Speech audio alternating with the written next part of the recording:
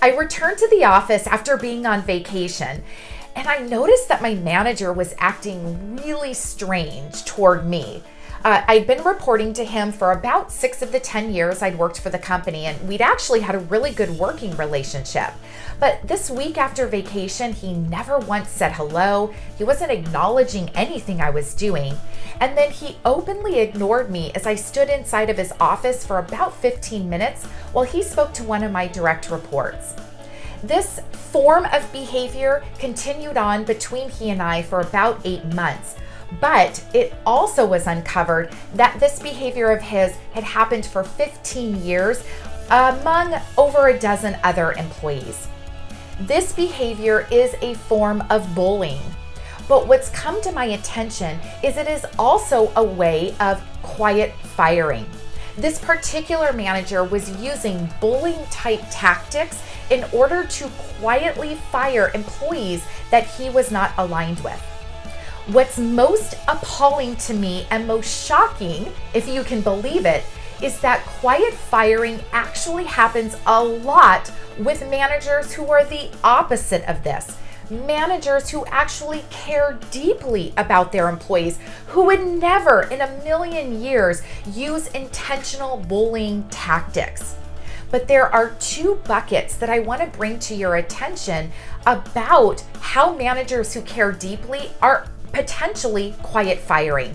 Because I know that you showing up here right now are the type of leader, the type of manager who cares about your employees, but you may actually be engaging in quiet firing without knowing it.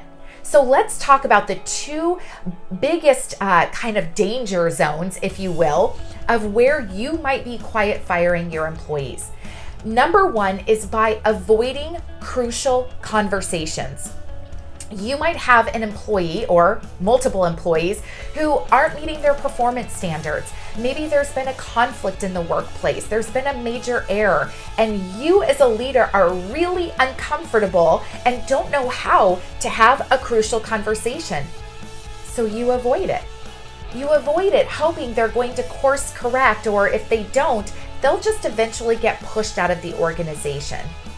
That type of behavior is really close to the same bullying type of behavior. So crucial conversations, avoiding those is one way that you might be at risk of quiet firing.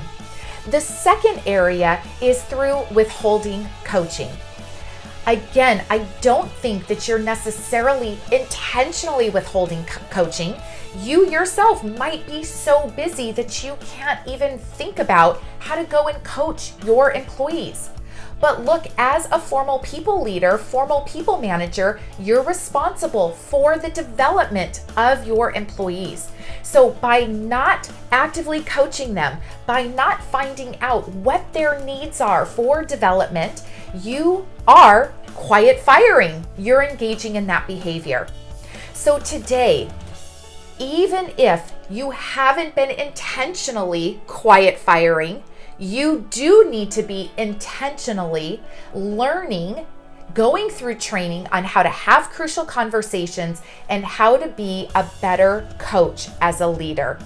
You've got to meet your employees where they're at. You need to develop your skills in order to develop theirs, whether that's through getting them above and beyond the performance standards or just developing them in general. So don't be that manager who is engaged with quiet firing, even if it's unintentional. I know you care about your employees. Let's be aware and be intentional to not engage in this behavior. Go out and learn the skill set that you need to be the most successful leader that I know you can be. We're here to shift the paradigms for what women and leadership mean in today's world. Until next time.